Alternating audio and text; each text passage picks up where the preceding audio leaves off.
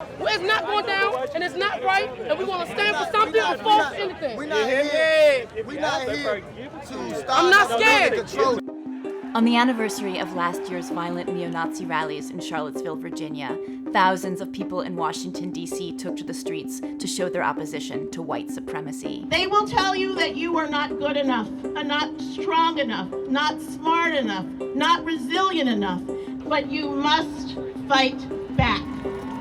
It was a big, diverse crowd with lots of local D.C. residents. We're out here today to bring some light and some levity to what's going to be a very somber event, to remind people what they're fighting for. They're fighting to be able to laugh freely and to love freely. I have the freedom to stand up and say, you know what, this is not right. And if I can do this while looking ridiculous to reflect their ridiculousness, more power to it. White supremacy is wrong, and it's rampant, and we have to show out against that. Everything's $3. Black Lives Matter. This flag right here is made for this country, people of all colors. White, black, brown, yellow, and even rainbow colors. You get the impression. But now, the white nationalists have people afraid, good people of this country afraid to carry this flag. A mile away, police and journalists crowded around a metro station, waiting for the arrival of a group of white supremacists who were holding their own anniversary rally in front of the White House. There were hundreds of protesters and journalists waiting, but the group of white supremacists who finally came up the escalators was tiny, about 24 people. Show us bigots!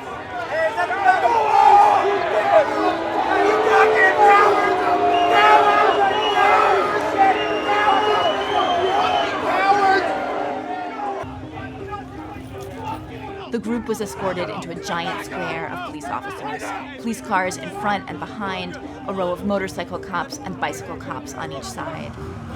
Jason Kessler, the organizer of last year's deadly rallies, walked in the middle, holding on tight to his American flag. It was a volatile setup. Police officers were constantly putting their hands on journalists at the front, shoving us forward, telling us to move faster. Watching white supremacists get a carefully guarded parade through the nation's capital, it made people watching furious. You lucky they didn't protect you. I'll follow your money after you all day. All day. You all day. You dozens of police surrounding them, as well as dozens of police. The city couldn't tell me how much all the security had cost. Antifascista! Antifascista! Whose street? Our street! Whose street? Our street! So behind me you have the anti-fascists ready to protest against Jason Kessler. Then here, coming up Pennsylvania Avenue, you have the queer and trans dance party against white supremacy. So what we have right here on this intersection in Washington with helicopters overhead as an attempt to unite the left with all of these different advocacy groups with different tactics and perspectives, but they all have one goal, which is to make these white supremacists feel like they are unwelcome in this town, that they can't spread their message.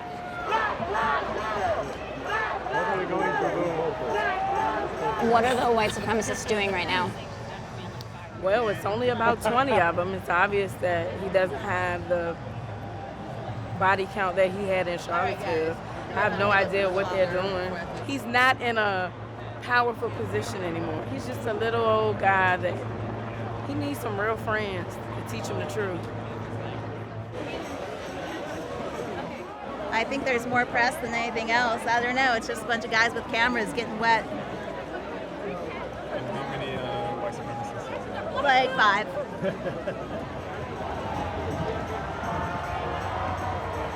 So why did you come out here today? Am I allowed to curse? Yeah. Because fuck Nazis. Their views are outdated and hateful, and they don't deserve a platform that they have, and there's no reason they should be protected, you know.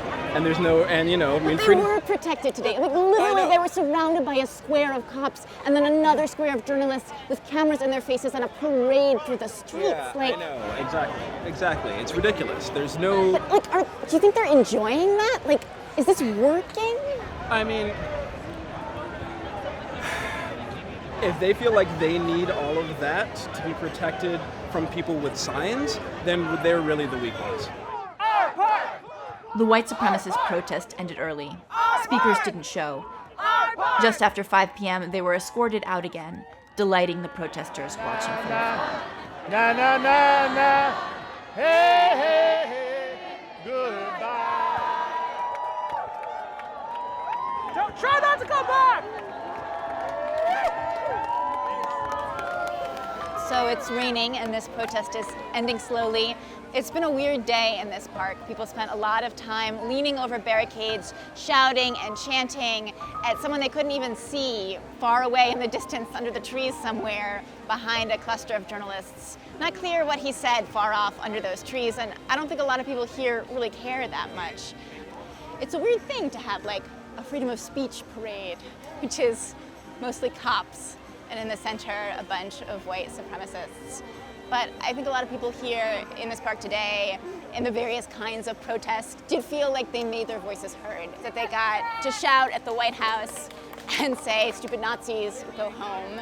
But there were also people who said, you know, they got a lot closer to the White House than we did. And I think a lot of people are worried about that.